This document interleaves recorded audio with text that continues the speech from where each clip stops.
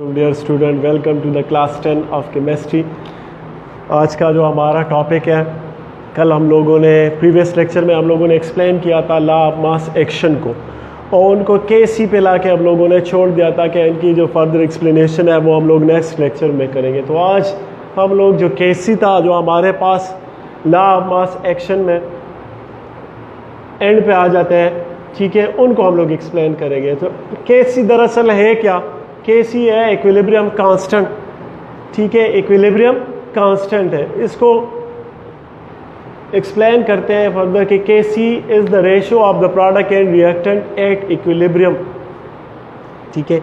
Equilibrium हम लोगों ने पहले रिवर्सिबल रिएक्शन में पढ़ा था कि इक्विलिब्रियम जो है रिवर्सिबल रिएक्शन में एक स्टेट ऐसा आता है कि रेट ऑफ फॉरवर्ड रिएक्शन और रेट ऑफ रिवर्स रिएक्शन आपस में बराबर हो जाते हैं, तो ये इक्विलिब्रियम पोजीशन कहलाती है। तो केसी का मतलब ये है कि इक्विलिब्रियम पोजीशन पे प्रोडक्ट और रिएक्टेंट की जो कंसंट्रेशन होगी, जो मिकदार होगी, ठीक है, उसकी जो रेशो होगी, प्रोडक्ट और रिएक्टेंट की रेशो होगी इक्विलिब्रियम पोजीशन पे, उसका मतलब है केसी। इसको हम लोग इस तरह डिफाइन करते हैं कि it is the ratio of the mathematical product of the concentration of the products raised to the power of their coefficient to the product of concentration of the reactant raised to the power of their coefficient, ठीक है। अब ये जो definition है इसको आप लोग further explain करेंगे। सिंपली ये है कि Kc is the ratio of the product and reactants at equilibrium. Simple इसका ये है, ठीक है। प्रोडक्ट ऑफ द प्रोडक्ट यहाँ पे जो प्रोडक्ट यूज़ हुआ है ये किसके लिए? ये जो प्रोडक्ट्स हमारे पास रिजल्टेंट में आ जाते हैं, ठीक है। और कोएफिशिएंट का मतलब जनरल एग्जांपल से आप लोगों को समझ आ जाएगा कि इसकी डिफिनीशन क्या है। एक जनरल एग्जांपल अगर हम लोग ले लें, ठीक है, कि इनमें से ए एंड रिएक्टेंट, ए एक रिएक्टेंट है जिसकी मोलर कंसंट्रेशन ए स्मॉल है, बी एक रिएक्टेंट है जिसकी मोलर कंसंट्रेशन स्मॉल बी है। ये रिएक्शन करवाता है और हमें देता है सी की मोलर कंसंट्रेशन सी और स्मॉल डी कैपिटल डी। ये वाले जो है ये इसको हम लोग क्या कहते हैं? कोएफिशिएंट कहते हैं। ये क्या है रिएक्शन में? कोएफिशिएंट है। और ये कोएफिशिएंट शो करता है किस चीज़ को? मोलर कंसंट्रेशन को, मोलर कंसंट्रेशन को, ठीक है। ये बताता है आपको कि मोलर कंसंट्रेशन इसकी क्या है। तो अगर हम लोग इसके लिए ए की मोलर कंसंट्रेशन, ये जो स्मॉल है ये molar concentration of A, small B है ये molar concentration of reactant B, ये स्मॉल सी जो है ये molar concentration of product C, और ये स्मॉल डी जो है ये molar concentration of product D की शो करवाते हैं, ठीक है। कोएफिशिएंट आगे लगे हुए हैं एक फिगर के, तो जिस तरह मैथ में आप लोग कोएफिशिएंट, ये वही कोएफिशिएंट है। इसके लिए हम लोग कैसे लिखेंगे, ठीक है, इक्विलिब्रियम एक्सप्रेशन इसके लिए कैसे लिखेंगे?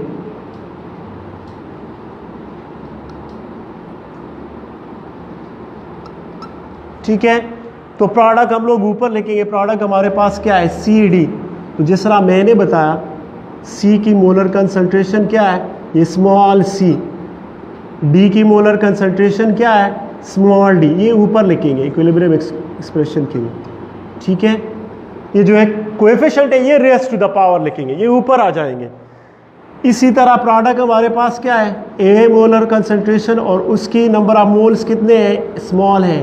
बी मोलर कंसंट्रेशन और उसके नंबर ऑफ मोल्स कितने हैं? स्मॉल बी है। तो ये देखें कि केसी, इस डिफिनीशन से भी पता चल जाता है कि KC is the mathematical product, यहाँ पे हासिल ज़रब है सी और डी के बीच, ठीक है। तो ये वो प्रोडक्ट क्या? ये mathematical product of the products concentration raise to the power of the coefficient. ये पावर कोएफिशिएंट कहाँ पे आ जाए? रेज़ टू द पावर आ गया। पहले कोएफिशिएंट था, यहाँ पे हम लोग उसको रेज़ टू द पावर लिख देते।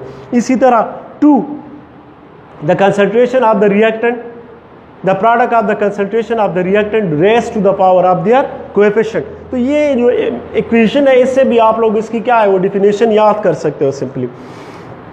अगर हम लोग एक स्पेसिफिक एग्जांपल ले लें इसके लिए, ठीक है, स्पेसिफिक एग्जांपल हो हमारे पास कि एक रिएक्शन है जिनमें से यहाँ पे मैं लिख देता हूँ, अमोनिया का एक रिएक्शन करवा देते हैं, ठीक है, स्पेसिफिक एग्जांपल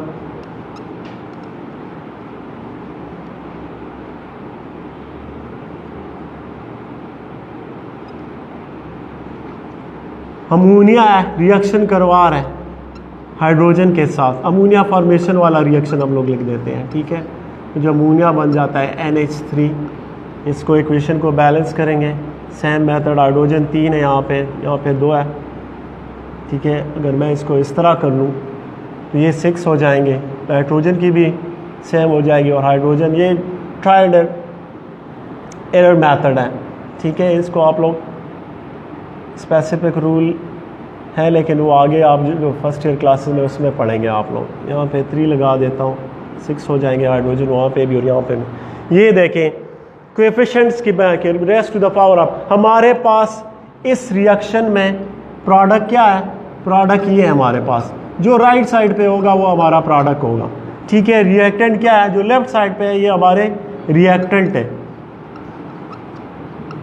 तो केसी, जिस तरह मैंने आपको बताया कि केसी क्या होता है हमारे पास, केसी प्रोडक्ट और रिएक्टेंट की रेशियो है। So KC is the ratio of the product and reactant raise to the power of their coefficient. Product की जो कंसंट्रेशन की, अब यहाँ पे देखें रिएक्शन में हमारे पास कोएफिशिएंट यहाँ पे 1 है, लेकिन उसको लिखने की ज़रूरत नहीं होती। यहाँ पे मेरे पास कोएफिशिएंट कौन सा है, 3 है, ये हमारे पास कोएफिशिएंट है 1 है, यहाँ पे मेरे पास कोएफिशिएंट क्या है, 2 है, ये रेज़ टू द पावर आ जाएगी। तो Kc is the product, mathematical product of the product raise to the power of their coefficient. तो प्रोडक्ट हमारे पास अमोनिया है, अमोनिया की मोलर कंसंट्रेशन लिख देंगे हम लोग, Kc इज इक्वल टू, तो इसकी क्या है, अमोनिया प्रोडक्ट है, ये पहले लिख देंगे NH3, लेकिन कोएफिशिएंट इसका क्या है 2 है, तो वो रेज कर जाएगा, कोएफिशिएंट ऊपर आ जाएगा पावर में, रेज़ टू द पावर, ठीक है। सिंपल। आप इसी तरह रिएक्टेंट का लिखते हैं, रिएक्टेंट हमारे पास 2 है, नाइट्रोजन है और हाइड्रोजन है। तो नाइट्रोजन की तो 1 है, रेज़ टू द पावर ऊपर 1 लिखने की ज़रूरत भी नहीं क्योंकि ऑलरेडी होता है, रूल है मैथ्स का, ठीक है। हाइड्रोजन कितने हैं, कोएफिशिएंट कितने हैं, 3 है। तो सिंपली ये बताता है आप लोगों को कि वो एग्जांपल इस तरह के रिएक्शन के Kc क्या है, it is the ratio of the product and reactant at equilibrium position. Equilibrium position पे जो प्रोडक्ट और रिएक्टेंट की जो रेशियो आ जाती है वो Kc इक्विलिब्रियम कांस्टेंट कहते हैं उनको। इक्विलिब्रियम कांस्टेंट की डिफिनेशन इस तरह हम लोग करते हैं कि it is the product of the product, it is the mathematical product of the product raise to the power of their coefficient to the mathematical product of the concentration of reactant raise to the power of their coefficient. आगे जाके इन लोगों ने आप लोगों को कुछ example दिए, equilibrium constant expression for the following reaction. कुछ रिएक्शन बुक में मेंशन है प्रॉब्लम नंबर 9.3 में, ठीक है। प्रॉब्लम नंबर 9.3 में कुछ रिएक्शन उन्होंने दिए हैं आप लोगों के। इसके लिए इक्विलिब्रियम एक्सप्रेशन कैसे लिखेंगे आप लोग, equilibrium constant expression for the following reaction, ये रिएक्शन दिए गए हैं। इनमें से मैं आप लोगों को एक करवाऊंगा, बाकी आप लोगों का होमवर्क है, ठीक है। ये आप लोगों का होमवर्क है, ये जो, और इसको मैं एक्सप्लेन करवा दूंगा, ये फर्स्ट जो है देखें इनको, ठीक है। इसके लिए हम लोग इक्विलिब्रियम कांस्टेंट एक्सप्रेशन कैसे लिखेंगे, तो जो बेहतर तरीका है जो वो मैं आप लोगों को बताऊंगा, ठीक है। इसमें हमारे पास रेट ऑफ, पहले तो आप रिएक्शन में देखेंगे कि नाइट्रोजन है, ऑक्सीजन के साथ रिएक्शन करवा रहा है, ठीक है, नाइट्रोजन डाइऑक्साइड बना रहे हैं, नाइट्रोजन और ऑक्सीजन रिएक्शन कर रहे हैं, क्या बना रहे हैं, नाइट्रोजन डाइऑक्साइड बना रहे हैं। पहले आप लोगों ने इसको बैलेंस करना होगा, बैलेंस करें आप रिएक्शन को, तो आप लोगों के पास क्या आ जाएगा, प्रोडक्ट क्या आ जाएंगे, ये हमारे पास प्रोडक्ट हो जाएंगे और ये हमारे पास रिएक्टेंट है, ठीक है। तो चूंकि एक रिवर्सिबल रिएक्शन 2 कंडीशन पे मुश्तमिल होता है, फॉरवर्ड डायरेक्शन में भी जाता है और रिवर्स डायरेक्शन में, ठीक है। तो हम लोग रेट ऑफ फॉरवर्ड रिएक्शन क्या होगा हमारे पास, रेट ऑफ फॉरवर्ड रिएक्शन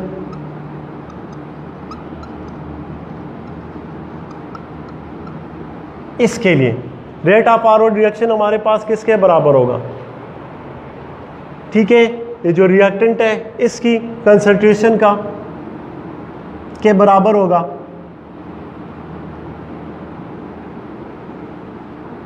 इस तरह रेट ऑफ फॉरवर्ड रिएक्शन जो है वो हमारे पास क्या डायरेक्टली प्रोपोर्शनल होता है, कौन सी, रिएक्टेंट के। तो रिएक्टेंट हमारे पास क्या है N2, इसका मोलर कंसंट्रेशन नहीं है, ठीक है, और इसका कौन सा ऑक्सीजन है, ऑक्सीजन तो O2 है और उसकी कोएफिशिएंट क्या है 2 रेस टू द पावर आ जाएगा। इसको हम लोग इस तरह भी लिख सकते हैं कि प्रोपोर्शनलिटी ख़त्म करेंगे, रेट ऑफ फॉरवर्ड रिएक्शन जो रेट है इसको हम लोग इस तरह होगा डायरेक्टली प्रोपोर्शनल, तो के एफ जो है वो आप लोग करवा दें प्रोपोर्शनलिटी कांस्टेंट जो है, तो हमारे पास आ जाएगा क्या N2 नाइट्रोजन की molar concentration raise to the power 1, oxygen की मोलर कंसंट्रेशन कितनी है रेस टू द पावर 2, ये आ जाएगा हमारे पास। ठीक है, इसी तरह रेट ऑफ रिवर्स रिएक्शन वो हमारे पास किसके बराबर होगा,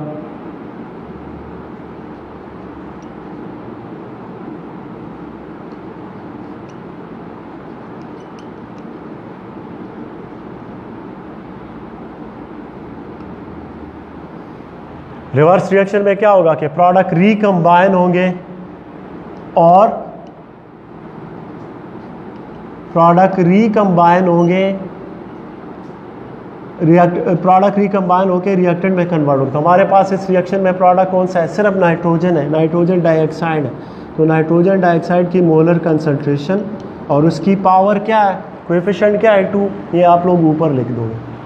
ठीक है, तो ये इस तरह बना प्रोपोर्शनलिटी को रिप्लेस करें इक्वलिटी में, ये हमारे पास आ जाएगा कि आर लिख देता हूँ इसको मैं, वही बाकी N2 power raise to the power 2। तो Kc इसके लिए क्या आ जाएगी आप लोगों के पास Kc, ठीक है, Kc बराबर होगा RF के, या आप लोग क्या जो rate constant for forward reaction,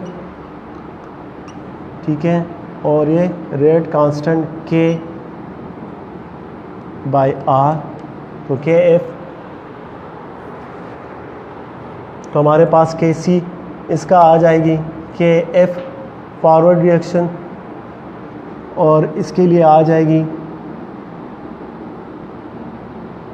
product क्या है हमारे पास Kf,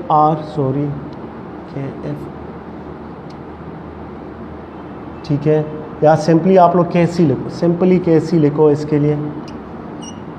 तो प्रोडक्ट हमारे पास क्या है, nitrogen dioxide raise to the power 2, और ये हमारे पास रिएक्टेंट क्या है N2, लेकिन उसकी पावर 1 है और 1 लिखने की ज़रूरत नहीं है। इसी तरह O2, और O2 की पावर क्या है हमारे पास, कोएफिशिएंट हमारे पास क्या है 2 है, तो इसको रेस करें। तो इस तरह आप लोग एक केमिकल रिएक्शन के लिए क्या कर सकते हो, इक्वेशन इन सब के आप लोगों ने बनाए। सिंपली क्या करना है कि पहले आप रिएक्शन को लिखोगे, 2 रूल है, पहले रिएक्शन को लिखें, अगर बैलेंस नहीं है इसको बैलेंस करेंगे, फिर रेट ऑफ फॉरवर्ड रिएक्शन लिखेंगे कि नाइट्रोजन और ऑक्सीजन, और जो कोएफिशिएंट है आपने उसके ऊपर लेके आना है, रेस करना है। जिस तरह ऑक्सीजन की कोएफिशिएंट 2 था, आगे इससे था तो वो मैंने 2 लगा दिया, रेस टू द पावर आ गया, ये उसका हो गया। रेट ऑफ रिवर्स रिएक्शन का क्या होगा, नाइट्रोजन हमारे पास नाइट्रोजन डाइऑक्साइड प्रोडक्ट में बना और इसका कोएफिशिएंट 2 है, इसको इस तरह लेके आए, और फिर Kc इसकी वैल्यू बना, Kc जो है इसको Kc प्रोडक्ट को ऊपर लेके और रिएक्टेंट को नीचे लेके। तो ये जो है वो मेथड है कि आप लोगों ने अगर एक केमिकल रिएक्शन आप लोगों को दिया गया और कोई आपसे कहे कि इसके लिए एक इक्विलिब्रियम कांस्टेंट एक्सप्रेशन लिखें, तो आप लोगों ने इस तरीके से लिखना है। ठीक है, 3 स्टेजेस है इसमें से, एक रिएक्शन को बैलेंस केमिकल तरीके से बैलेंस लिखें, दूसरा है कि रेट ऑफ फॉरवर्ड रिएक्शन मालूम करें, रेट ऑफ रिवर्स रिएक्शन, और देन उनके लिए Kc लिखें और जो कोएफिशिएंट है उसको पावर रेस कर लें। ठीक है, थैंक यू।